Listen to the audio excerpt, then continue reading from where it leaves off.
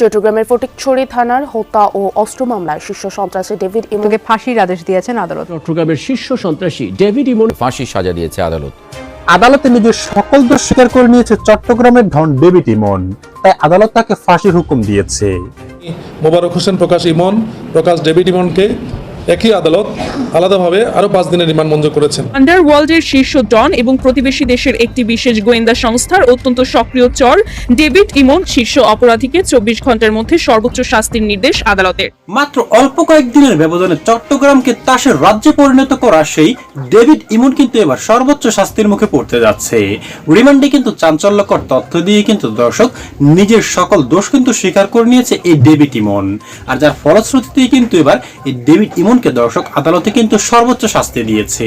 তবে কি শাস্তি দিয়েছে দর্শক এবং তার অপরাধগুলি কি কি এবং সে অতীতে কি কি করেছে, কি স্বীকারোক্তি দিয়েছে দর্শক, সেটাই কিন্তু আমাদের আজকের এই রিপোর্টটিতে আপনি একেবারে স্পষ্ট ভাষায় কিন্তু সকল বিস্তারিত তথ্যগুলি জানতে পারবেন।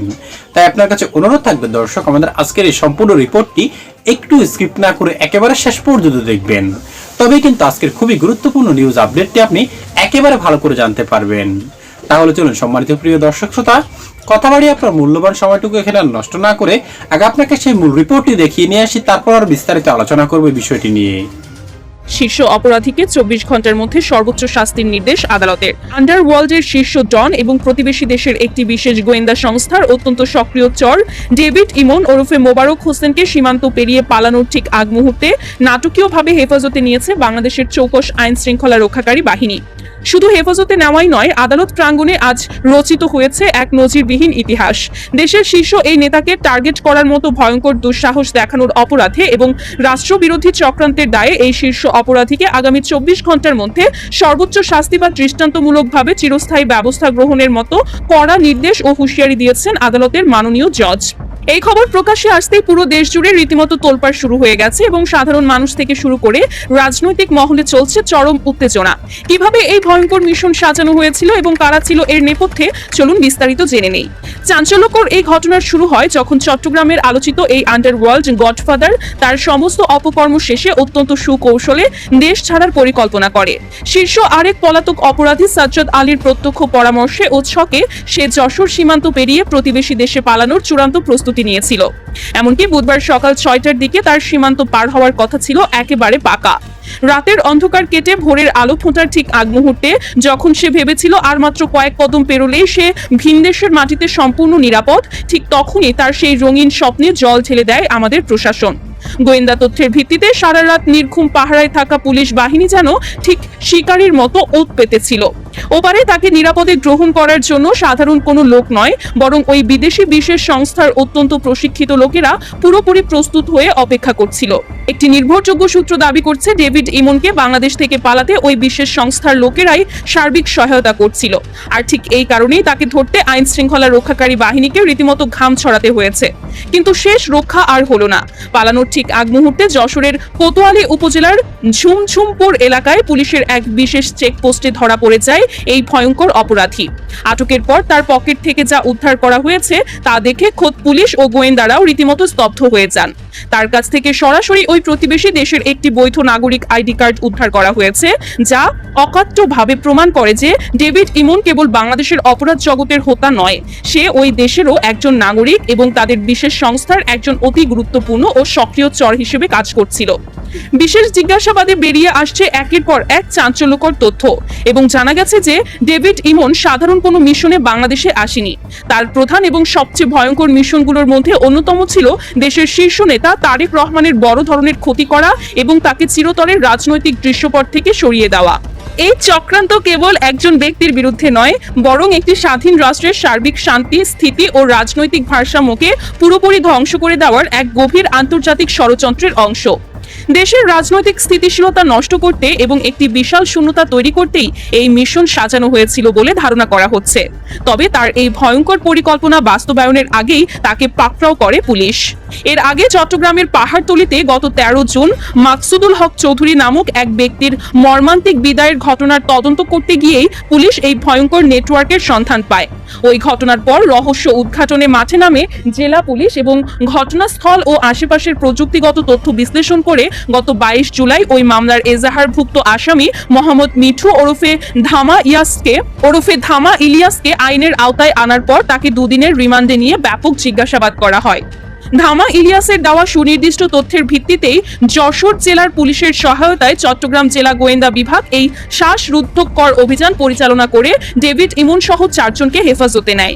পরবর্তীতে তাদের দেওয়া তথ্যের ভিত্তিতে চট্টগ্রামের ফটিকছড়িতে অভিযান চালিয়ে বেশ কিছু বিদেশি ও দেশীয় বিশেষ সরঞ্জাম উদ্ধার করা হয়। এখন সবচেয়ে বড় প্রশ্ন হয়ে দাঁড়িয়েছে, এই বিপুল পরিমাণ ধ্বংসাত্মক সামগ্রী কিভাবে দেশের ভেতরে প্রবেশ করলো এবং এর পেছনে স্থানীয় কোনো প্রভাবশালীর ইন্ধন রয়েছে কিনা। জুডিশিয়াল ম্যাজিস্ট্রেট 3 জনাব মুতাসিম বিল্লাহ 5 জনকেই পৃথকভাবে 5 দিন করে পুলিশ রিমান্ড মঞ্জুর করেছেন। ফটিকছড়ি থানার একটি হত্যা মামলায় আসামি মোবারক হোসেন প্রকাশ ইমন, প্রকাশ ডেভিড ইমনকে একই আদালত আলাদাভাবে আরও 5 দিনের রিমান্ড মঞ্জুর করেছেন। তদন্ত কর্মকর্তারা বলছেন, জিজ্ঞাসাবাদে অস্ত্র সরবরাহ, চাঁদাবাজি ও পলাতক সহযোগীদের বিষয়ে গুরুত্বপূর্ণ তথ্য মিলতে পারে। হাটহাজারীর যে বড় দিঘির পাড়ের ঘটনাটি, সেটিতেও ইমন জড়িত ছিল। এজাহারে তার ফোন নাম্বারটিও উল্লেখ রয়েছে যে ওই ফোন নাম্বারটি দিয়ে ডেভিড ইমন হুমকি ধামকি দিয়েছিল। ওই মামলায় তাকে সৌনের দেখানো হয়েছে। পরবর্তীতে আমরা ওই মামলার রিমান্ড প্রেরণ করব। আমি এখানে চাকরি করি। কই চাকরি করিস? আমি ঢাকা পুরান ঢাকাতে চাকরি করি। তোর বাড়ি কই সেটা জিজ্ঞাসি? আমার বাড়ি এই লাগলে তো আপনি ঢাকা পকেটে রাখেন না, সামনে পকেটে রাখেন। চট্টগ্রামের আলোচিত শীর্ষ সন্ত্রাসী ডেভিড ইমনকে যশোর থেকে গ্রেফতার করেছে আইন শৃঙ্খলা বাহিনী। বুধবার ভোরে পরিচালিত এক যৌথ অভিযানে যশোর সদর উপজেলার ঝুমঝুমপুর এলাকা থেকে তাকে আটক করা হয়। পুলিশ জানায়, এই অভিযানে অংশ নেয় চট্টগ্রাম জেলা পুলিশ, যশোর কোতোয়ালি থানা পুলিশ এবং যশোর জেলা গোয়েন্দা পুলিশ। মোট 9টি টিম একযোগে অভিযান পরিচালনা করে।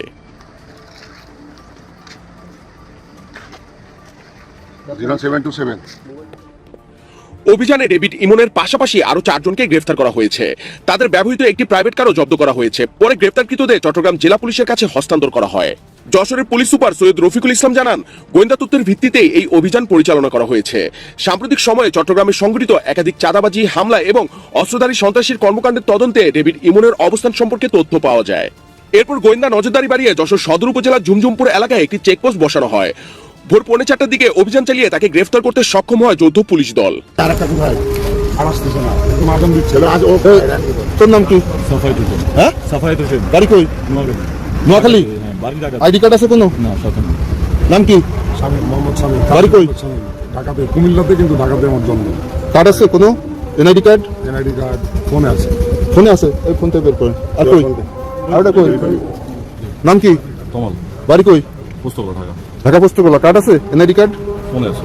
আচ্ছা, চেক করতেছি। পুলিশের প্রাথমিক ধারণা, ডেভিড ইমন তার সহযোগীদের নিয়ে যশোর হয়ে ভারতে পালিয়ে যাওয়ার চেষ্টা করছিল। তবে যৌথ অভিযানের কারণে সেই পরিকল্পনা ব্যর্থ হয়। গ্রেপ্তার হওয়া ডেভিড ইমনের প্রকৃত নাম মোবারক হোসেন ইমন।